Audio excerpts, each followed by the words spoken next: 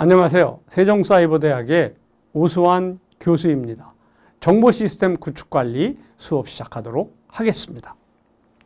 자, 61번입니다. 소프트웨어 생명주기 모형에서 프로토타입 모형의 장점이 아닌 것은 뭐냐, 이걸 물어보는 건데, 이 프로토타입 모형이라고 하는 것은 시제품을 하나 만들어서 그 시제품을 보여주는 거예요, 고객들에게. 그래서 고객들이 이런 건 이렇고 저런 건 저렇다 해서 고객의 요구를 충분히 반영하기 위한 이러한 장점을 가진 게 프로토타입 모형이에요.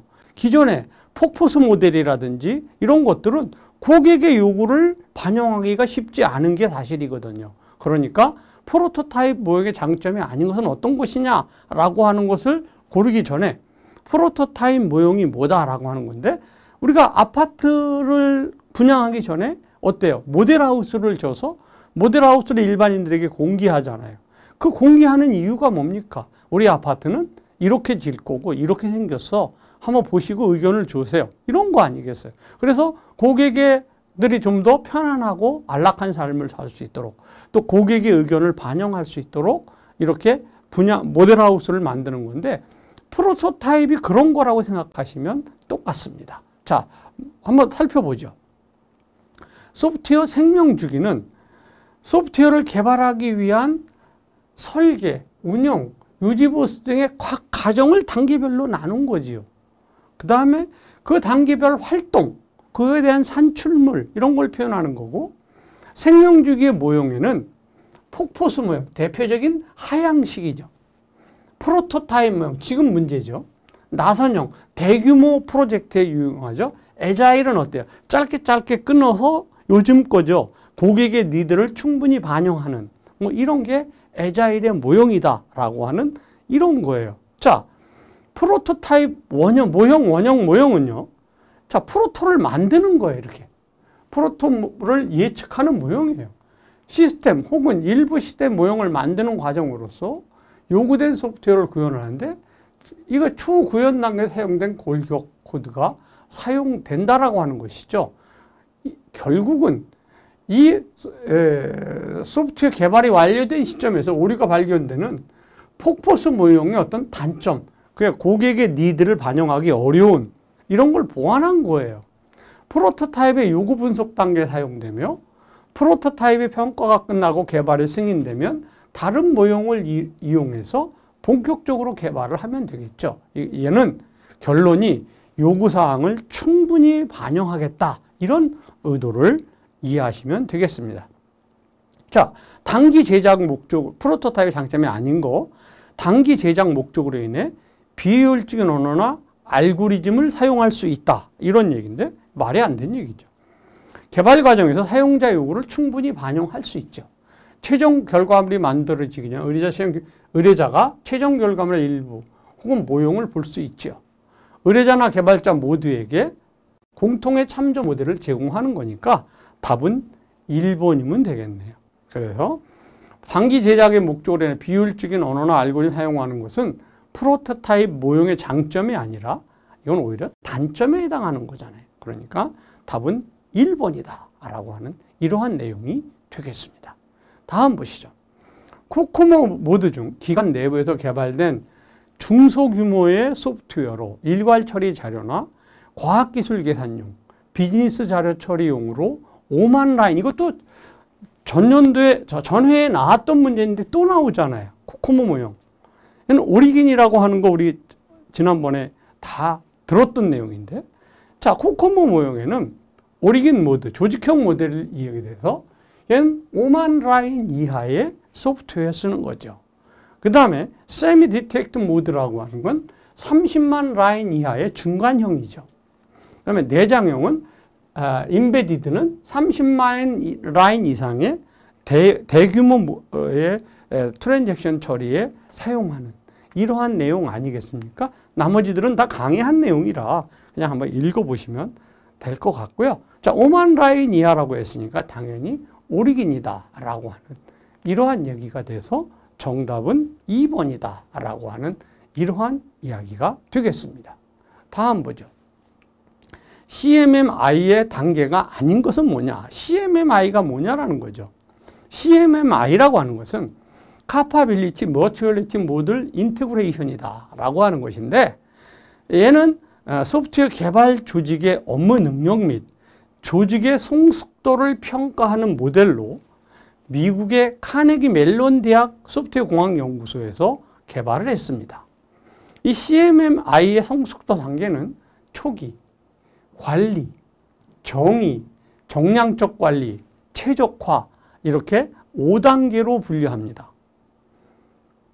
자, 초기 단계라고 하는 것은 작업자의 능력에 따라 성공 여부를 결정하는 거예요.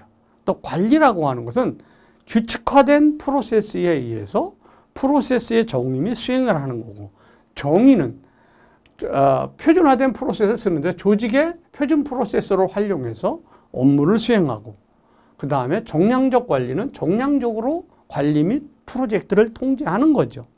그 다음에 최적화라고 하는 것은 프로세스의 역량 향상을 위해서 지속적으로 프로세스를 개선해 나가는 이러한 방법이 되겠다라고 하는 거죠. 그러니까 여기 지금 초기 관리, 정의 뭐 이런 얘기 있는데 어때요? 초기 관리, 정의, 정량적 관리 있는데 반복 없으니까 당연히 반복이 답이다라고 하는 이러한 내용이 되겠습니다. 다음, 프로젝트에 내재된 위험 요소를 인식하고 그 역량을 분석해서 이를 관리하는 활동으로서 프로젝트를 성공시키기 위하여 위험 요소를 사전에 예측하고 대비하는 모든 기술과 활동을 포함하는 것을 무엇이라고 하느냐라고 하는 이런 얘기인데 보시죠. 자, 우선 리스크 애널리스트, 리스크 분석, 위험 분석인데요. 프로젝트 추진 과정 내에서 예상되는 돌방사항, 위험을 미리 예상하고 그 적절한 대책을 마련하는 일련의 활동이죠. 자, 위험의 불확실성과 손실을 내재하고 있는데 위험 관리는 이러한 위험과 불확실성을 감소하고 대비하는 이러한 작업 아니겠어요? 위험을 식별한 후에는 발생 확률을 산정하고 그 역량을 추산해서 해당 위험에 대한 비상계획을 마련해야 되겠죠. 위험의 관리 절차는 우선 위험을 먼저 식별해야 되겠죠. 그리고 그 위험에 대한 분석 및 평가를 하고 위험관리 계획을 세우고 감시 및 조치 순으로 하면 되겠죠. 자, 그러면 여기서 지금 위험관리에 대한 이야기를 이야기하는 거, 사전에 예측하고 대비하는 거니까 리스크 애널리스트다라고 하는 이런 애널리시스다라고 하는 이러한 이야기를 이야기하면 되겠죠. 일본의 크리티컬 패스 메소드라고 하는 것, 뭐 CPM 얘기하는 거고, 워크 브레이크다운 스트럭처, 그 다음에 워터풀 모델은 뭐 폭포수 모델을 얘기하는 거니까 답은 2번이다. 이렇게 이야기하겠습니다. 취약점 관리를 위한 응용 프로그램의 보안 설정과 거리감, 이것도 역시 1회 때 나왔던 문제, 똑같은 문제가 나왔는데 서버 관리십의 출입 통제는 물리적인 거 아니에요. 이렇게 물리적인 보안 아니에요. 그러니까 자, 관리적, 물리적, 기술적 보안의 개념을 보면 관리적인 것은 정보 보호라든지 뭐 정보의 자산의 이런 분류, 그래서 그거에 따른 교육 훈련, 인적 보안, 업무의 연속성 관리 이런 것들을 하는 거죠. 물리적인 보안은 말 그대로 물리적인 거잖아요. 뭐 사무실이라든지 건물이라든지 뭐 전산실이라든지 이런 관리 지침을 이야기하는 거죠. 그래서 뭐 재해 복구는 어떻게 하고 불났을 때 뭐 불나지 않도록 어떻게 하고 뭐 이런 것들을 이야기하는 거고요. 그다음에 기술적 보안은 사용자 인증이라든지 접근 제어라든지 뭐 이런 것들을 이야기하는 이런 내용이 되겠습니다. 그러니까 여기는 서버실 관리가 되겠죠. 여기서 서버실 관리 출입 통제가 되겠다라고 하는 이러한 내용이 되겠습니다. 다음 보죠. 다음이 설명하는 용어로 옳은 것은 어떤 것이냐. 오픈소스를 기반으로 한 프레팅 프레터입니다. 일반 PC로 가상화된 대형 스토리지를 형성한다. 다양한 소스를 통해 빅데이터를 효율적으로 저장하고 처리한다. 이런 얘기인데 이게 지금 하둡에 대한 이야기를 이야기하는 거죠. 자, 비건, 전파를 이용하는 무선 통신 기술에서 주기적으로 프레임 동기 신호를 마치고 송수신 관련 시스템의 정보를 전송하며 수신 데이터의 정보를 전달하는 신호 기술입니다. 포스퀘어라고 하는 것은 특정 지역이나 장소를 방문할 때 자신의 위치를 지도에 표시하고 방문한 곳의 정보를 남길 수 있는 기능을 제공하는 소셜 네트워크 서비스다라고 하는 거고, 맵리스터, 이건 좀 잘 기억해야 돼요. 메모리와 레지스터의 합성어입니다. 전류의 방향과 양 등 기존의 경험을 모두 기억하는 특별한 소재예요. 그래서 전원이 끊어졌을 때도 직전에 통과한 전류의 방향과 양을 기억하기 때문에 다시 전원이 공급되면 기존 상태가 그대로 복원될 수 있는 이런 것을 맵리스터다라고 하는 이러한 내용이죠. 자, 그러니까 여기서 얘는 지금 하둡을 얘기하는 거죠. 아파치 하둡 소프트웨어는 간단한 프로그래밍 모델을 사용하여 컴퓨터 클러스터에서 대규모 데이터 세트를 분산 저장 및 처리할 수 있는 오픈소스 프레임워크이다 라고 하는 이러한 사실이라 정답은 하둡이다 라고 하는 이러한 얘기고, 얘는 앞으로 뭐 빅데이터 이런 얘기들이 요즘 많이 화두가 되니까 많이 나올 수 있는 이 맵리스터도 마찬가지입니다. 잘 좀 기억을 해야 되는 이러한 내용입니다. 87번 보죠. IP 또는 ICMP의 특성을 악용해서 특정 사이트를 집중적으로 데이터를 보내서 네트워크 또는 시스템의 상태를 불능으로 만드는 공격 방법이 무엇이냐라고 하는 이러한 이야기인데요. 자, 한번 살펴보죠. 우선 티어드롭이다라고 하는 거예요. 이 티어드롭은 데이터의 송수신 과정에서 패켓의 크기가 커서 여러 개로 분할되어 전송될 때 분할 순서를 알 수 있도록 플래그먼트 옵셋 값을 함께 전송하는데, 티어 그룹은 이 옵셋의 값을 변경시켜 수신 측에서 피켓을 재조립할 때 이 옵셋 값을 가지고 재조립하는데 당연히 조립이 어렵겠죠. 그래서 오류로 인한 과부하를 발생시킴으로써 시스템이 다운되도록 만드는 거예요. 이게 티어드롭이다 라고 하는 거고, 스미싱이라고 하는 것은 문자 메시지를 이용해서 사용자 개인 신용 정보를 빼내는 수법이에요.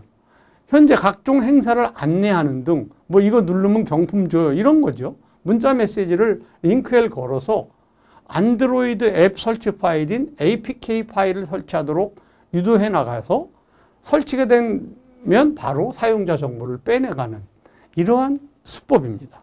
이 큐싱이라고 하는 것은 QR 코드를 통해서 악성 앱의 다운로드를 유도하거나 악성 프로그램을 설치하도록 하는 금융사기 기법의 하나로서 QR 코드와 개인정보 및 금융정보를 낚는다. 이 피싱이죠.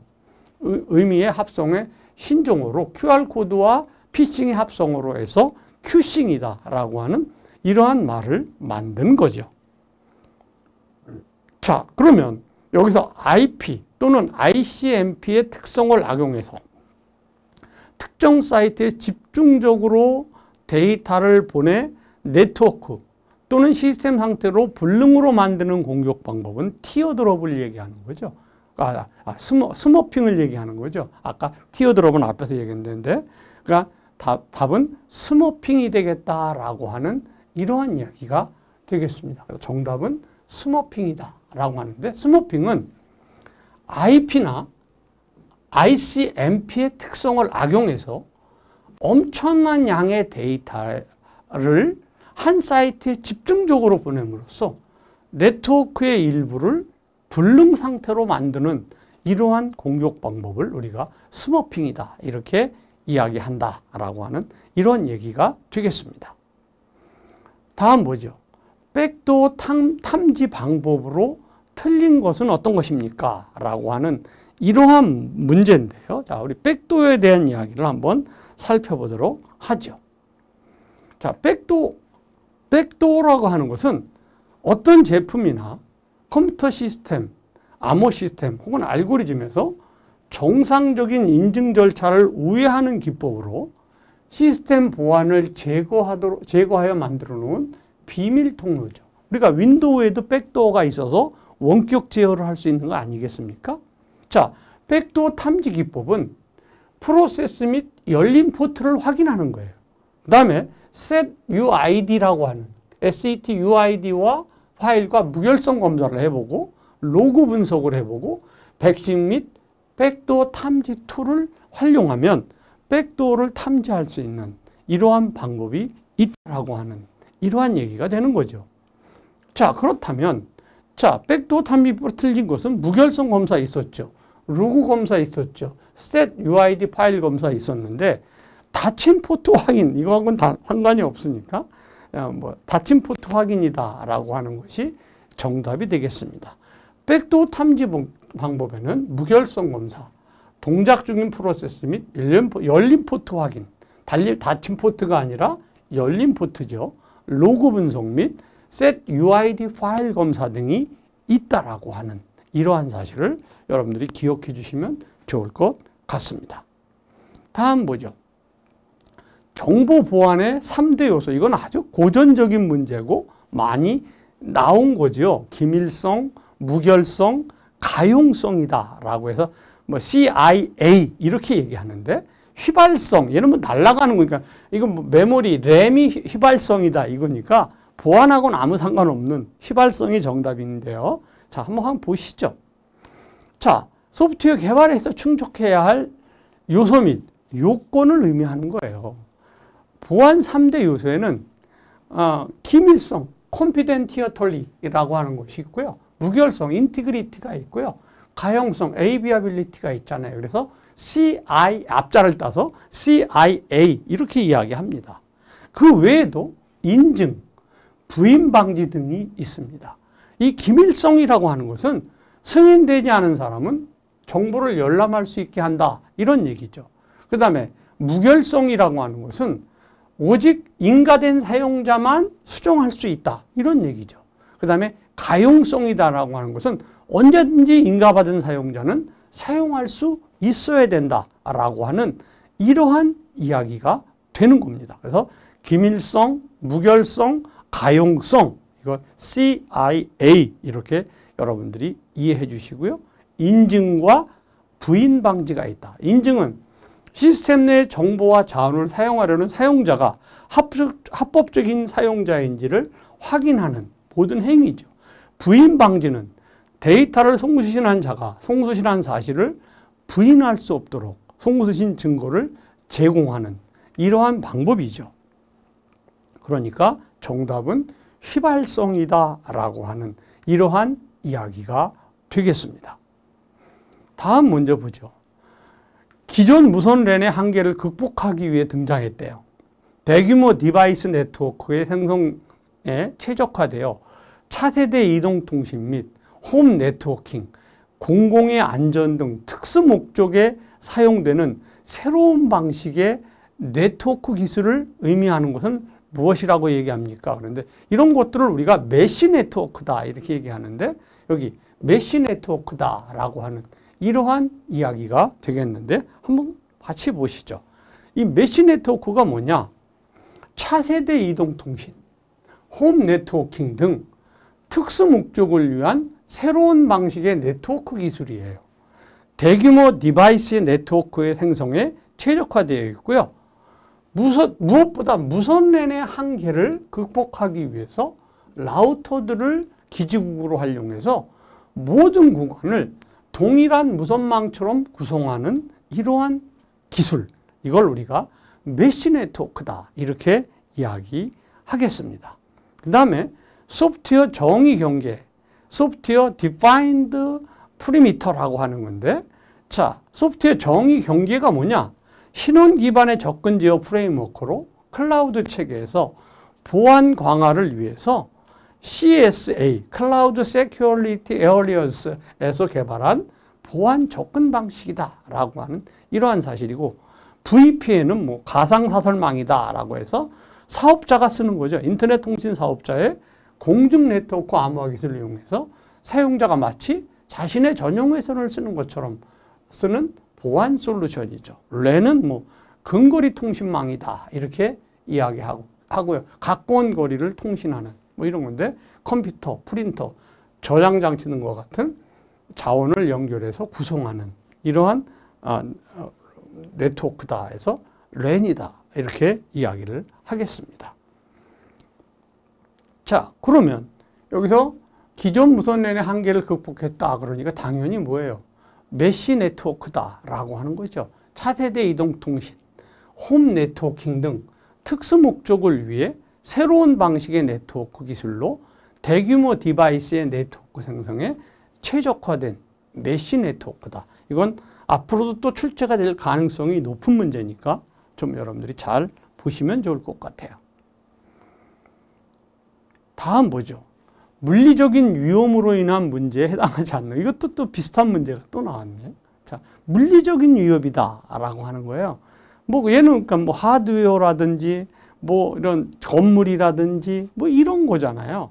그러면 화재, 홍수, 천재지변, 하드웨어 파손, 방화 테러로 인한 하드웨어 기록과 물리적으로 파괴하는 행위, 방화벽 설정 잘못으로 인한 네트워크 서버 보안은 물리적인 위험으로 보기가 좀 어려운 거죠. 자, 우선 기술적 위험을 보죠. 정보기술을 악용해서 피해를 입히거나 비밀 정보를 탈취하는 등 공격으로 인한 위협을 얘기하는 거죠. 방화벽 설정을 잘못으로 인한 잘못 조작으로 인한 네트워크, 서버 보안 위협 이런 것들은 기술적인 위협에 해당하는 거죠. 물리적인 게 아니라고요. 그러니까 여기 지금 4번에 방화벽 설정으로 잘못된 조작으로 인해 네트워크, 서버 보안의 위협은 기술적 위험으로 인한 거예요. 여기 지금 물리적이라고 해서 얘네들은 다 물리적인 위험에 해당이 되는 내용들이잖아요. 그러니까 물리적이라는 말이 뭔지만 알면 뭐 쉽게 풀 수 있는 이러한 문제니까 답은 4번이다 라고 하는 이러한 얘기입니다. 자, 92번 문제 살펴보도록 하겠습니다. 코코모 모형의 특징이 아닌 것은 이런 물음입니다. 1회나 2회에서 이 코코모 문제가 지금 너무 많이 출제되고 있다 이런 생각이 들 정도로 많이 나오는데 그만큼 중요하다는 얘기겠죠. 이 코코모 모형의 특징이 아닌 것 1번에 보니까 프로젝트를 필요로 완성하는 데 필요한 맵못으로 산정 결과를 나타낼 수 있다. 보햄이 제안했다. 뭐 당연한 얘기죠. 보햄이 제안한 건 맞는 거고요. 비교적 작은 규모의 프로젝트 기록을 통계 분석을 통해 얻은 결과를 반영한 모델이며 중소기업 프로젝트를 한다. 프로젝트 모델에 따라 오브젝트, 다이나믹이 왜 나오죠? 펑션, 세 가지 모드로 구분한다. 이건 뭐 인베디드 뭐 이렇게 나와야 되는데 이게 지금 4번은 무조건 틀린 얘기니까요. 답은 4번이 되겠네요. 자, 우선 코코모의 모형을 보지요. 비용 예측을 위한 것으로요. 얘는 라인 오브 코드, 라인 수를 따져주는 거지요. 그 다음에 이 보햄이 제안을 해서 만든 이러한 코코모 모델입니다. 자, 단순형은 5만 라인이다. 중간형은 30만 라인이다. 인베디드형은 뭐 30만 라인 이상이다라고 하는 거 아니겠어요? 그래서 오리긴, 세미 디텍, 인베디드인데 아까 보면 이상한 예제가 나왔었죠. 그러니까 오브젝트 다이나믹 뭐 펑션 이건 아니니까 답은 4번이 되겠다라고 하는 이러한 이야기가 돼서 답은 4번이다라고 하는 이러한 내용이 되겠습니다. 자, 소인수분해 문제를 이용해 공개키 암호화 기법으로 널리 사용되는 암호화 기법 알고리즘은 어떤 것이냐라고 하는 것인데 RSA, ECC, PKI, 뭐 PRM 이런 얘기가 나오는데 강의 자료 보죠. 우선 대칭키 암호 방식과 비대칭키 암호 방식이 있다라고 하는 것인데요. 우선 우리가 암호화 방식에는 공개키와 비밀키가 있다라는 거예요. 우선 이 공개키라고 하는 것의 가장 대표적인 것은 RSA 방식입니다. 비밀키의 가장 대표적인 것은 DS다라는 거예요. 이 공개키라고 하는 것은 암호화 키와 복호화 키가 달라요. 그래서 얼마든지 공개할 수 있어요. 근데 비밀키 시스템은 암호화 시스템과 복호화 키가 같아요. 그래서 얘는 공개하면 큰일 나는 거예요. 그래서 암호화 키와 복호화 키가 같다 그래서 대칭 키다 이렇게 얘기하는 거예요. 그 다음에 얘는 암호화 키와 복호화 키가 다르다 그래서 비대칭 키다 이렇게 얘기하는 거예요. 이렇게 얘기하고요. 이 공개 키는 은행의 인터넷 뱅킹이 그렇게 쓰죠. 우리가 아무런 은행에만 들어가더라도 거기서 인터넷 프로그램들을 막 깔아주잖아요. 그러나 우리는 OTP라든지 뭐 이런 카드, 보안 카드가 있어서 얼마든지 방어할 수 있잖아요. 그래서 그런 방식을 지금 얘기를 하는데 여기 대칭키 알고리즘이라고 하는 것은 바로 이 암호화 키와 복호화 키가 같다라는 거예요. 그래서 블록 암호 방식과 스트링 암호 방식이 있는데 뭐 DS가 가장 대표적이다.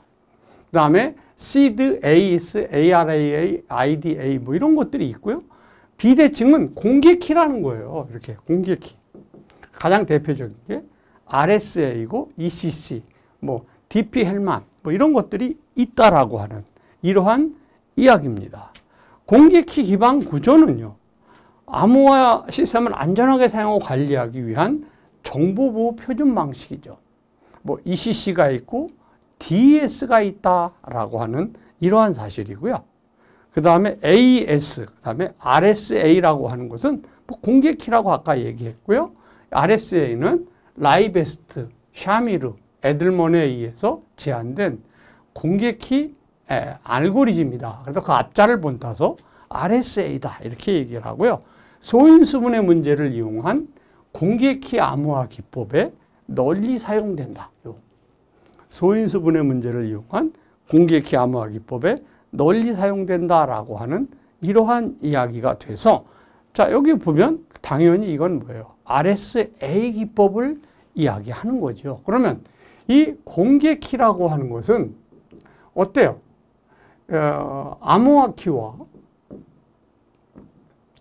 복호화 키가 다르기 때문에 얼마든지 공개할 수 있다고 그랬잖아요.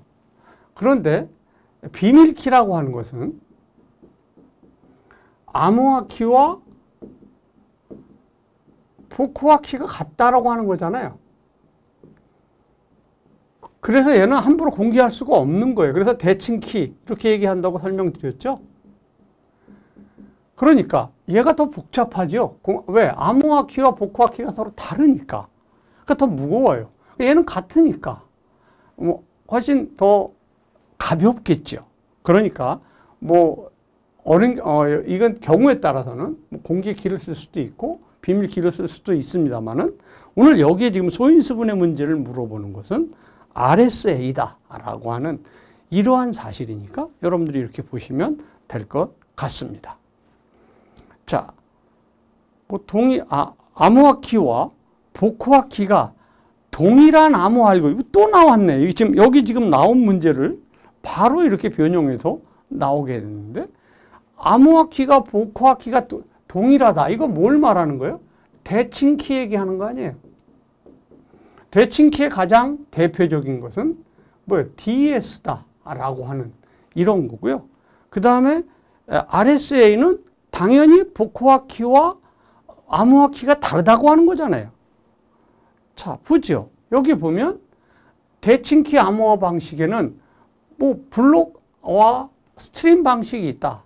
비대칭키에는 RSA, ECC, 뭐 ELG, AMAL, 그 다음에 DP 헬만 뭐 이런 것들이 있다라고 지금 이야기를 하고 있는데 여기 보니까 대칭키 암호화 기법은 하나의 데이터 블록을 암호화하는 블록 암호화 방식과 평문과 동일한 길이의 스트림을 생성하며 비트 단위로 암호화하는 스트림 암호 방식으로 분류가 된다는 거예요. 블록 암호화 방식에는 DS, SEED, AES, ARIA가 있고요. 그 다음에 스트림 암호에는 LFSR과 RC4가 있다. 장점은 암호화 복호화 속도가 빨라요. 아까 제가 설명드렸잖아요. 같으니까. 알고리즘이 단순해요. 같으니까. 공개키 암호화 기법보다 당연히 파일의 크기가 작을 수밖에 없어요.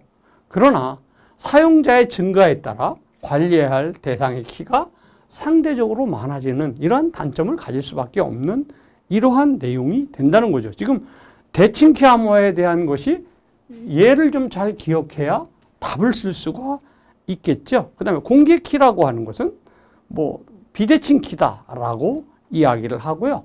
얘는 RSA가 가장 대표적이고 키의 분배가 용이하고 관리할 키의 개수가 적어요. 단점으로는 어때요? 암호화 복구 속도는 느릴 수밖에 없잖아요. 서로 다르니까. 알고리즘이 복잡할 수밖에 없잖아요. 서로 다르니까. 개인키 암호화 기법보다는 파일의 크기가 크다라고 하는 이러한 사실은 이건 이해하시면 되는 거잖아요. 자, 그러면 여기서 우리가 암호화 키와 복화 키가 동일한 알고리즘은 대칭키라는 거죠. 암호화 기법으로는 DES 가장 대표적인 거예요. 그 다음에 SID, 그 다음에 AES가 있으니까 답은 AES가 되겠네요. 그래서 정답은 AES다라고 하는 이러한 내용이 되겠습니다. 95번 보죠. 소프트웨어 개발 프레임워크를 적용할 경우 기대 효과로 거리가 먼 것은 어떤 것입니까? 그랬는데 프레임워크를 적용하는데 시스템 복잡도가 증가한다 그러면 그것도 또 문제가 있는 거잖아요. 자, 그러니까 시스템 프레임워크라고 하는 뼈대라고 얘기했잖아요. 그래서 뼈대를 세워놓고 거기다 그냥 입히기만 하는 데는 거예요. 그러니까 프레임워크는 소프트웨어 개발에 공통적으로 사용할 수 있는 구성 요소와 아키텍처를 일반화해서 손쉽게 구현할 수 있도록 여러 가지 기능을 제공해주는 반제품 형태의 소프트웨어 시스템이에요. 주요 기능으로는 예외 처리, 트랜잭션, 그 다음에 메모리 공유, 데이터 소스 관리, 서비스 관리, 쿼리 서비스, 로킹 서비스, 사용자 인증 서비스 등 이런 것들을 하고요.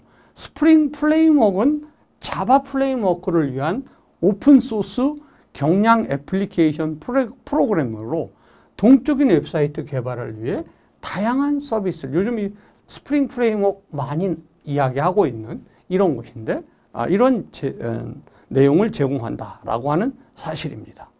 그 다음에 전자정보 프레임워크라고 하는 것이 있고요. 그 다음에 단넷 프레임워크다라고 하는데 이 전자정보 프레임워크는 우리나라 공공정보화 사업 시 효율적인 정보 시스템을 구축하기 위한 기능 및 아키텍처를 제공하는 프레임워크죠. 그래서 개발 프레임워크의 표준을 정립으로 응용 소프트웨어의 표준화 품질 및 재사용성의 향상을 목적으로 만들어진 거죠. 그 다음에 단넷 프레임워크다라고 하는 것은 윈도우 프로그램의 개발 및 실행 환경에서 제공하는 프레임워크니까 당연히 마이크로소프트사에서 전략적으로 개발을 했지요. 그 다음에 CLR, 커맨드 랭귀지 런타임이라고 하는 이름의 가상 머신상에서 작동을 한다라고 하는 이러한 사실입니다. 자, 소프트웨어 프레임워크를 제공할 경우 기대 효과로 거리가 먼 게 뭐냐라고 했는데 여긴 복잡도가 증가가 아닌 복잡도가 어떻게 돼요? 감소가 일어나야 되는 거잖아요. 그러니까 시스템 복잡도의 감소다라고 하는 이러한 이야기가 되겠습니다. 전자칩과 같은 소프트웨어 부품, 즉 블록 모듈을 만들어 끼워서 맞추는 방법으로 소프트웨어를 완성시키는 거. 이것도 1회 때나 똑같은 문제 나왔잖아요. 합성 중심이다라고 하는 이러한 내용인데, 자, 합성 중심은 전자칩 같은 소프트웨어 부품을 즉 모듈을 만들어서 끼워 맞추는 거죠. 그래서 블록 구성 방법이다 이렇게 얘기하고, 생성 중심은 추상화 형태로 쓰여진 명세를 구체화해서 프로그램을 만드는 것으로 패턴 구성 방법이다 이렇게 이야기하는 이러한 방법입니다. 그럼 답은 뭐겠어요? 당연히 합성 중심이다. 그래서 답은 1번이 되겠다라고 하는 이러한 이야기가 되겠습니다. 다음 보죠. 다음 내용이 설명하는 것은 어떤 것이냐. 네트워크상의 광채널 스위치의 이점인 고속 전송과 장거리 연결 및 멀티 프로토콜 기능을 활용한대요. 각기 다른 운영체제를 가진 여러 기종들이 네트워크상의 동일한 저장 장치와 데이터를 공유함으로써 여러 개의 저장 장치나 백업 장비를 단일화시켰다라고 하는 이러한 내용의 이야기가 되어 있는데 이것도 역시 1회 때 푸는 거 아닙니까? 여기 기종 둘이 아니라 기종 들인데 오타지요. 이건 좀 여러분들이 이해하고 좀 봐주시면 좋을 것 같고요. 자, 내용을 한번 보죠. 자, 스토리지의 종류에는 DAS와 NAS와 SAN이 있는데 DAS를 우리 뭐라고 얘기하면 Direct Attached Storage다 이렇게 얘기해서 서버와 저장 장치를 전용 케이블로 직접 연결하는 거예요. 일반 가정에서 컴퓨터에 외장하드를 연결하는 것 이런 걸 우리가 DAS다 이렇게 하는 거죠. NAS는 서버와 저장 장치를 네트워크를 통해서 연결하는 거예요. 그래서 네트워크 어택티드 스토레이지다 이렇게 얘기하고 SAN은 스토레이지 에리어 네트워크다라고 해서 DAS의 빠른 처리와 NAS의 파일 공유 장점을 혼합한 방식이에요. 그래서 서버와 저장 장치를 연결하는 전용 네트워크를 별도로 구성해서 연결하는 스토레이지 에리어 네트워크를 이야기하는 이러한 내용이 되겠습니다. 그러니까 얘는 지금 뭐 스토레이지 에리어 네트워크를 얘기하는 거겠죠. 그래서 SAN은 서버 스토레이지 시스템, 네트워킹 스위치, 소프트웨어 및 시스템을 결합해서 특정 환경에 맞게 조성된 전용 네트워크이다라고 하는 이러한 것으로 답은 1번이 되겠다라고 하는 이러한 이야기가 되겠습니다. 다음 보시죠. 시스템 사용자가 로그인으로 하여 명령을 내리는 과정에 대한 시스템의 동작 중 다음 설명에 해당하는 것은 어떤 것이냐? 자신의 신원을 증명하는 거예요. 아이디와 패스워드를 입력하는 과정이 가장 일반적인 이건 인증이겠죠, 뭐.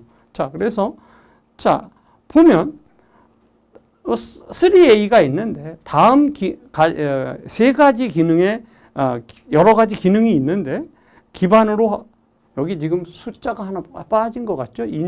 인증인 것 같고 세 가지 기능을 기반으로 사용자의 컴퓨터 자원 접근에 대한 처리와 그 다음에 서비스를 제공하는 기반 구조 또는 규격을 의미한다. 그래서 인증이라고 하는 거예요. 접근하는 사용자 신원을 인증한다라고 하는 뭡니까? 어덴티피케이션이다라고 하는 이런 얘기고 어젠리제이션이다라고 하는 거고 어카운팅이다라고 하는 이런 얘기인데 인가 신원이 검증된 사용자에게 특정된 권한과 서비스를 허용해라라는 거고 어카운팅은 사용자가 어떤 서비스를 이용했고 얼만큼의 자원을 사용했는지 카운팅하는 거죠. 기록 및 보관하는 기능이다라고 하는 이러한 이야기가 돼서 여기 지금 보면 어때요? 얘는 인증이 되는 거죠. 그러니까 정답은 4번이 되겠다라고 하는 이래서 사용자가 신원의 인증을 검증하는 그래서 우리가 보통 사이트 들어갈 때 아이디와 패스워드를 넣는 아니면 뭐 지문을 인식하는 뭐 이런 과정이다 이렇게 보시면 되겠습니다. 다음 보죠. OSI의 7레이어의 전 계층의 프로토콜과 패킷 내부의 콘텐츠를 파악해서 진입 시도, 해킹 등을 탐지하고 트래픽을 조종하기 위한 패킷 분석 기술을 무엇이라고 하느냐라고 하는 이러한 문제입니다. 얘는 뭐 딥 패킷 인스펙션 얘를 이야기하는 이야기인데 자, 딥 패킷 인스펙션의 기술의 이해를 한번 우리가 보도록 하죠. DPI 기술은 기본적으로 패킷 내부의 콘텐츠까지 파악한다는 것에 그 의미가 있어요. 이 내부까지 파악한다는 거예요. 동시에 클라이언트 서버 간의 패킷 통신의 규약에 대한 정보까지 파악하여 규약대로 통신이 이루어지고 있는지 아니면 비정상적인 통신이 되는지를 파악하는 이러한 기술이에요.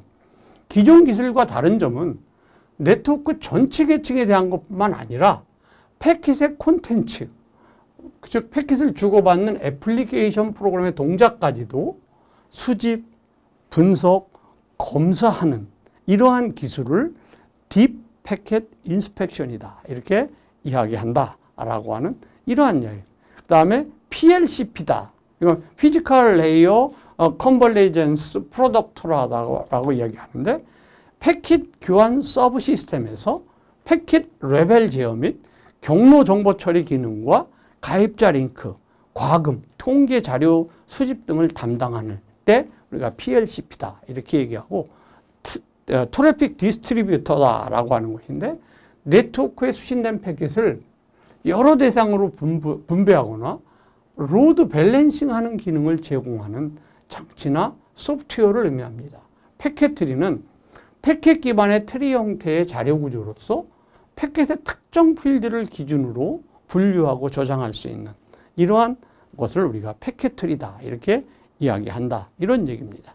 그러니까 여기서 내부의 콘텐츠까지 파악했다 이런 걸 이 말이 키워드가 돼서 DIP다 이런 얘기를 이야기하면서 딥 패킷 인스펙션이 정답이 되는 이러한 내용이 되겠습니다. 자, 100번 문제 보도록 하겠습니다. 세션 하이제킹을 탐지하는 방법으로 거리가 먼 것은 어떤 것이냐라고 했는데 이 세션 하이제킹을 탐지하는 방법에는 비동기화 상태 탐지가 있고 ACK 스트롬이 있고 탐지 패킷의 유실과 재전송 증가 탐지가 있고 예상치 못한 접속의 리셋 탐지 등이 있다라고 하는 이러한 이야기입니다. 자, 그러니까 우선 세션 하이제킹이 뭐냐 이것부터 한번 살펴보죠. 세션 하이제킹이라고 하는 것은 가로채기예요. 서버에 접속하고 있는 클라이언트의 세션 정보를 가로채는 공격 기법으로 세션 가로채기다 이렇게 얘기를 해요. 자, 정상적인 연결을 패킷을 통해 종료시킨 후 재연결 시 희생자가 아닌 공격자에게 연결하는 이러한 방식인데요. 자, 탐지 방법에는 비동기화 상태 탐지, 패킷의 유실과 재전송 증가 탐지, ACK 스트롬 탐지, 예상치 못한 리셋 탐지가 있다라고 하는 거죠. 그러니까 이 100번의 세션 하이제킹을 탐지하는 방법으로 거리가 먼 것은 비동기화 상태 탐지, 패킷 유실과 재전송, ACK 스트롬 그러니까 어때요? 여기 FTP SYN이다라고 하는 것은 아니잖아요. 그러니까 답은 1번의 FTP SYN이 되겠다라고 하는 FTP SYN 세그먼트 탐지다라고 하는 것이 오답이다라고 하는 것을 강의하도록 하겠습니다. 자, 이것으로서 이번 시간 수업을 마치도록 하겠습니다. 감사합니다.